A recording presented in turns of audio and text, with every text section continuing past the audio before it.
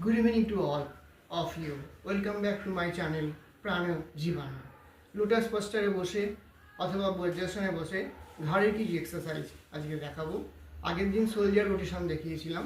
প্রথমে সোলজার রোটেশনটা করে নেবেন 1 2 3 4 5 অ্যান্ড ঠিক 1 2 3 4 5 করে নেওয়ার পর ঘাড়ের রোটেশনটা করবেন 1 2 3 4 5 anti-clockwise 1 2 3 4 5 সেকেন্ড নিঃশ্বাস নেবেন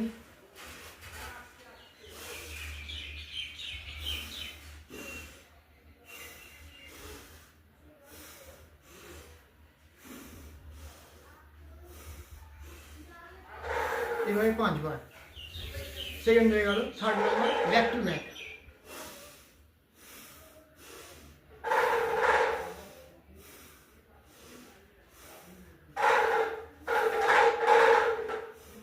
পাঁচবার করে লাস্ট ওয়ান নিঃশ্বাস নেবেন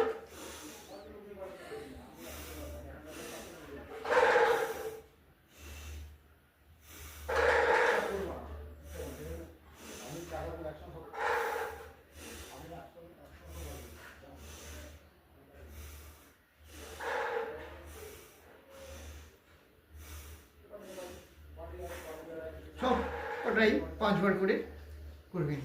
যদি কোনো সার্ভিক্যাল কোনো পেন হয় সেদিনকে ডেকে রেস্ট দেবেন।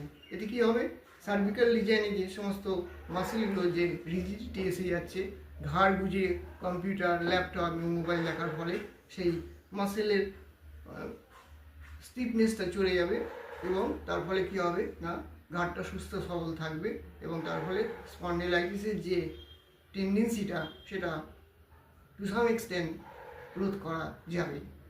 তার সঙ্গে সঙ্গে ফ্রোজেন সোলজারের ক্ষেত্রে অবশ্যই এগুলোকে এই চারটেকে করতেই হয়।